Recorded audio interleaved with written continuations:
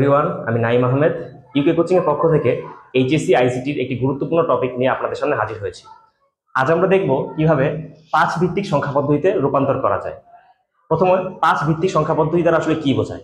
5 ভিত্তিক বা বেস 5 দ্বারা বোঝায় ওই সংখ্যা পদ্ধতিতে আমরা 0 থেকে নিয়ে 4 পর্যন্ত অর্থাৎ 0, 1, 2, 3, 4 এই কয়টা মৌলিক চিহ্নকে ব্যবহার করতে পারবো। এখানে টোটাল মৌলিক চিহ্ন আছে 5টা, এর জন্য সংখ্যা পদ্ধতি বেস 5।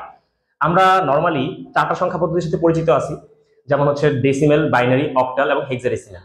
এর বাইরে আমাদের অন্য একটা অড সংখ্যা পদ্ধতি খুব হরহামেশাই চলে আসে, যেমন 5 ভিত্তিক, 6 ভিত্তিক, 7 ভিত্তিক। তো এই ক্ষেত্রে আমরা অঙ্কগুলোকে কিভাবে করব?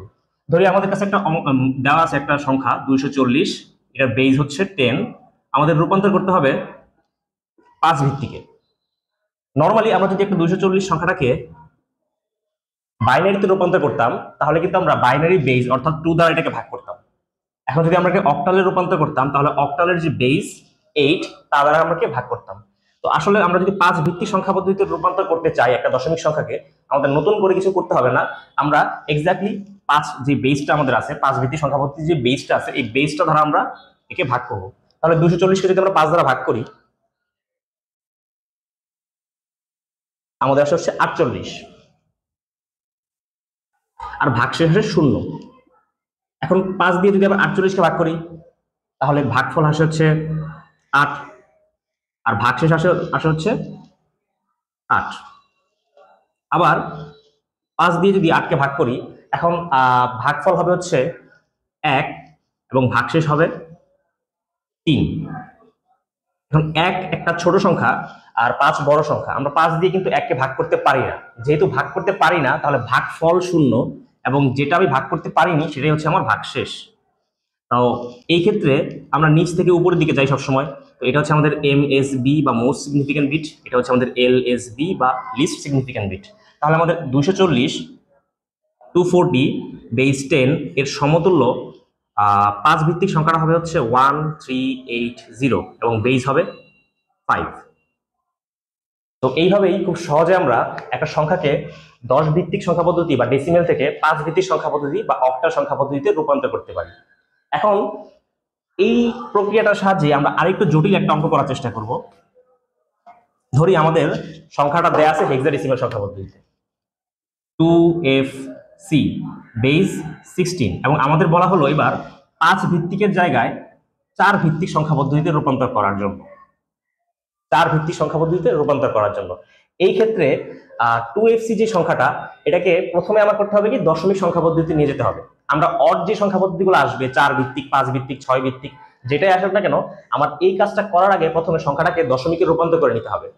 2FC সংখ্যাটাকে যদি আমরা দশমিকে রূপান্তর করি, একটা হেক্সাডেসিমাল সংখ্যাকে দশমিকে রূপান্তর করার যে নিয়মটা সেটা কি ছিল? আমাদের প্রত্যেকটা ডিজিটকে আমরা হেক্সাডেসিমালের যে বেস, এই বেস দ্বারা প্রথমে গুণ করে দিব। তাহলে হচ্ছে 2 × 16 প্লাস f বলতে আমরা কত বুঝি? f বলতে আমরা বুঝি হচ্ছে 15। তাহলে এখানে হচ্ছে 15 × 16। এরপর আমাদের আছে হচ্ছে c বলতে আমরা বুঝি হচ্ছে 12কে, 12 × 16। এরপর আমরা উপরে পাওয়ার বসাই। পাওয়ার বসানোর ক্ষেত্রে আমরা কোন নিয়মটা ফলো করি? আমরা দেখি হচ্ছে কতগুলো ডিজিট আমাদের এখানে আছে। 3টা ডিজিট আছে, কাউন্ট করলাম। তাহলে 3টা ডিজিট থাকলে আমরা প্রথম যেই 16টা আছে তার পাওয়ার দিব হচ্ছে 1 কম, 3 এর 1 কম হচ্ছে 2। তাহলে এখানে 2 1 0। এবার যদি আমরা ক্যালকুলেশন করি, তাহলে 2 × 16 স্কয়ার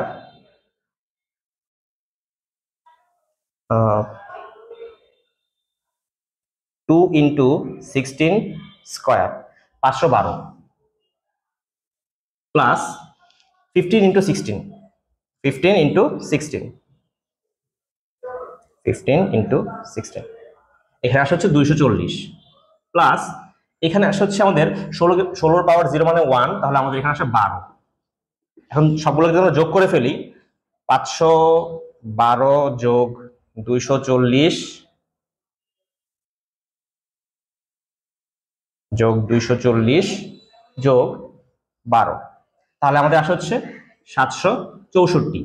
এটাকে আমরা দশমিকে রূপান্তর করে নিলাম। তাহলে আমাদের প্রথম কাজটা হচ্ছে আমাদের হেক্সাডেসিমাল সংখ্যাটাকে ডেসিমেলে রূপান্তর করে ফেলতে হবে।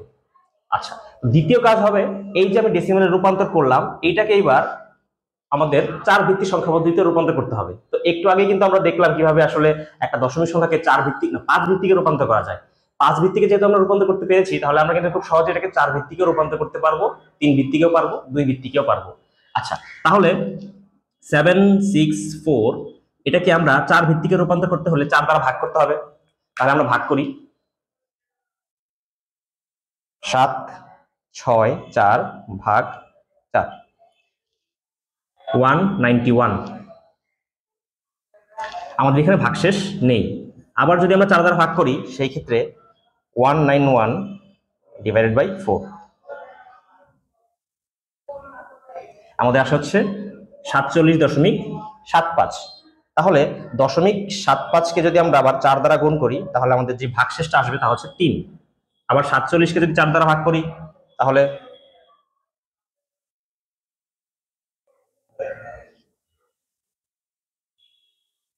ভাগশেষ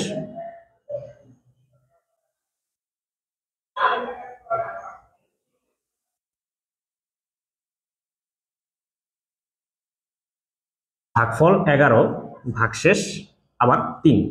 আবার যদি 4 দ্বারা ভাগ করি, তাহলে 4 দুগুণে 8, ভাগশেষ 3। এবার 2কে যদি আমরা 4 দ্বারা ভাগ করতে চাই, সেই ক্ষেত্রে ভাগ করতে পারবো না, তাহলে আমাদের ভাগফল 0, ভাগশেষ 2।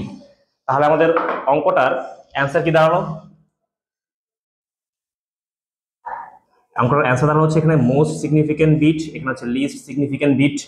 তাহলে আমাদের অ্যান্সার আসবে 23330, বেস হবে 4। তো এইভাবেই আমরা খুব সহজেই একটা সংখ্যা পদ্ধতিকে অড সংখ্যা পদ্ধতিতে রূপান্তর করতে পারি। এতক্ষণ সাথে থাকার জন্য ধন্যবাদ। পরবর্তীতে এমন ইন্টারেস্টিং আরো ভিডিও নিয়ে আপনাদের সামনে হাজির হবো ইনশাআল্লাহ। Thank you.